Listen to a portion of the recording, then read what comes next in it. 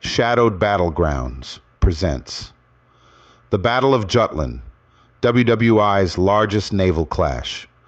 Explained, the sky was a vast gray expanse as the North Sea swelled beneath it, waves crashing against the steel hulls of the British Grand Fleet.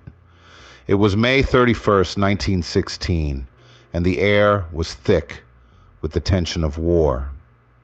Leading the British forces was Admiral Sir John Jellicoe, a man of cautious brilliance, commanding the greatest naval armada ever assembled by the British Empire. Across the churning waters, lurking beneath the horizon, the Imperial German Navy's high seas fleet prepared to meet them, led by Vice Admiral Reinhard Scheer. Unbeknownst to both fleets, they were heading toward one of the most consequential battles in naval history, the Battle of Jutland.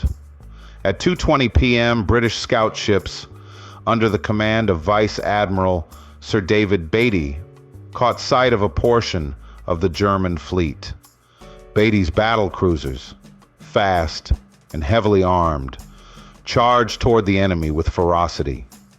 His flagship, HMS Lion, led the attack, her massive guns booming across the sea as the British ships opened fire. But the Germans were ready.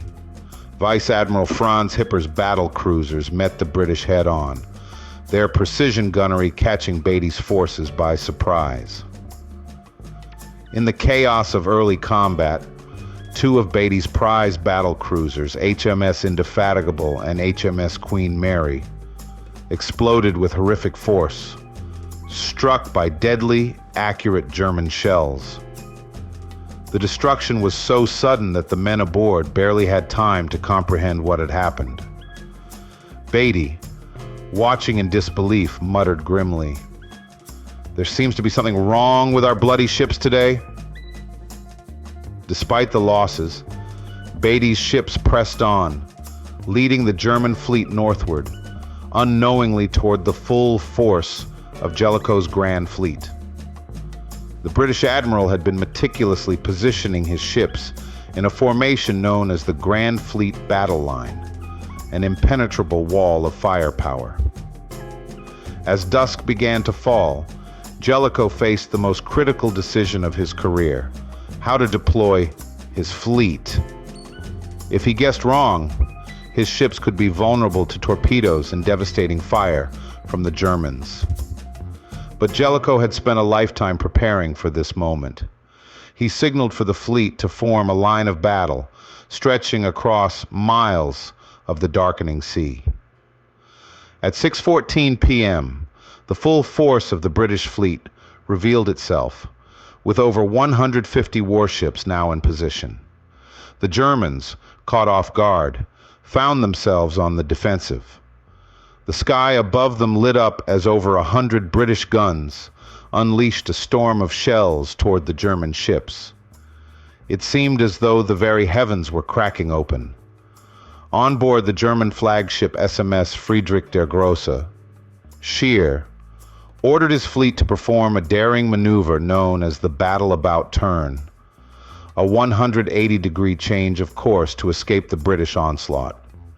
It was a risky move, but it saved much of the German fleet from annihilation. Both fleets, now out of sight of one another, launched torpedoes into the blackness, hoping to strike blind luck. The British, cautious of night fighting, pulled back slightly, but the Germans, realizing they were outgunned, escaped under the cover of darkness. Yet, even in retreat, the Germans fought fiercely. British destroyers clashed with German battleships, and torpedoes slashed through the cold waters. In the confusion, ships were damaged, lost, and sunk. One such British destroyer, HMS Tipperary, lit up the night sky as it was struck by a German shell, its crew abandoning ship in the frigid waters. By dawn, the German fleet had managed to slip away toward the safety of their home ports. The British fleet, still holding the field, had lost contact with the enemy. As the sun rose on June 1st, 1916, the Battle of Jutland ended. The British had lost more ships and men, 14 ships and over 6,000 sailors, but they maintained control of the North Sea. The Germans, though tactically more successful, could not break the British naval blockade that had been strangling their war efforts. The battle was a strategic stalemate, but a moral victory for the British. The High Seas Fleet never again seriously challenged the British Grand Fleet, effectively ensuring that Britain would maintain control of the sea lanes for the remainder of the war. Admiral Jellicoe, who had so carefully avoided risking his fleet, was hailed as the man who could lose the war in an afternoon, but didn't. Scheer, too, was praised for his bold tactics, though he knew that Germany's hopes for a naval victory had been dashed. The Battle of Jutland would go down in history as the largest naval battle of World War I, a clash of steel and gunpowder that determined the fate of nations. But for the men who fought in it, it was a nightmarish experience of fire, blood, and the unforgiving sea. If you like this story and want to see more, click the top left. If you want to help us, please hit the subscribe button, top right. Thank you.